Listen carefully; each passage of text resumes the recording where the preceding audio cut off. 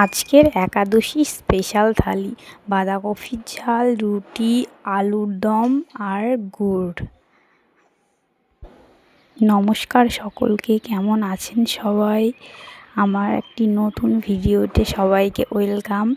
এই গাছটি দেখছেন, এটি আমি লাগিয়েছিলাম অনেক দিন আগে, তবে আজকে ফুল ফুটেছে, খুবই ভালো লাগছে দেখতে। আজ নিরামিষ তরকারিগুলো দেখে নিন আমার শাশুড়ি মায়ের হাতের রান্না। প্রথমে কড়াই গরম করে তেল দিয়ে পাঁচফোড়ন দিল, তারপরে আলু সেদ্ধ করা ছিল সেই আলুটি দিয়ে দিল, দিয়ে একটু নাড়াচাড়া করছে, তারপরে একটু হলুদ দিয়ে আবার নাড়াচাড়া করছে, দিয়ে আদা লঙ্কা বাটাটা দিয়ে দিল।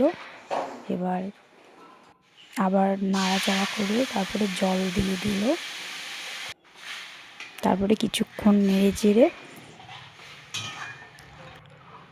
লবণ দিয়ে দিল, দিয়ে এবার নেড়ে চেড়ে ফুটলো, দিয়ে এবার একটু গরম মশলা দিয়ে দিল। এবার নামিয়ে নেবে একটু নেড়ে চেড়ে। কমপ্লিট আমাদের নিরামিষ আলুর দম। কেমন লাগলো?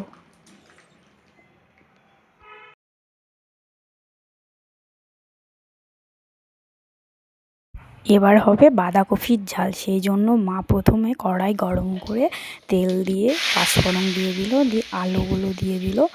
এবার আলুগুলোকে একটু ভাজা ভাজা করে নেবে,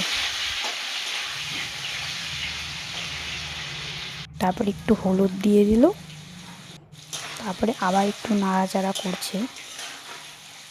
এবার বাঁধাকপিগুলো দিয়ে দিল, দিয়ে একটু নাড়াচাড়া করছে।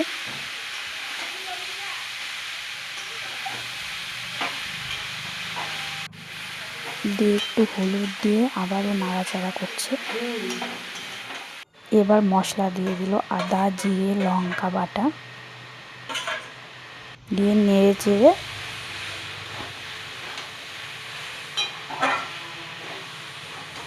একটু হলুদ দিয়ে দিল, দিয়ে আবারও নেড়ে চেড়ে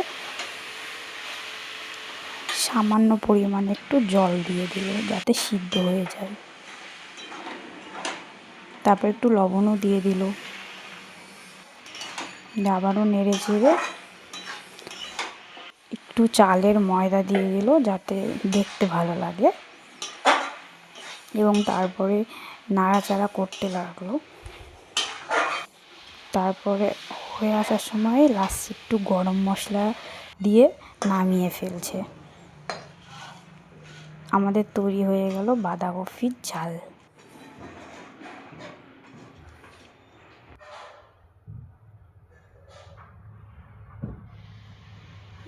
দিদা সুন্দর রুটি করতে পারে, তাই এবার দিদা রুটিটা ভাজবে।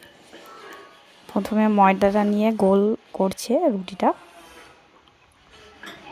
তারপরে তাওয়াটা বসিয়ে দিয়েছে গরম করার জন্য। এবার রুটিটা হয়ে বড় হয়েছে, এবার তাওয়ার উপরে দিয়ে দিবে, তারপরে একটু একবার উল্টে নিল, দিয়ে এবার ফোলানোর জন্য দিয়ে দিয়েছে। খুব সুন্দর ফুলেছে, একদম ফুলকো। আমি স্নান করে পুজো সেরে জপ করে আমাকে মা খেতেও দিয়ে দিয়েছে, এই দেখেন। এবার আমি খাবো। ভিডিওটি দেখার জন্য সকলকে থ্যাংক ইউ।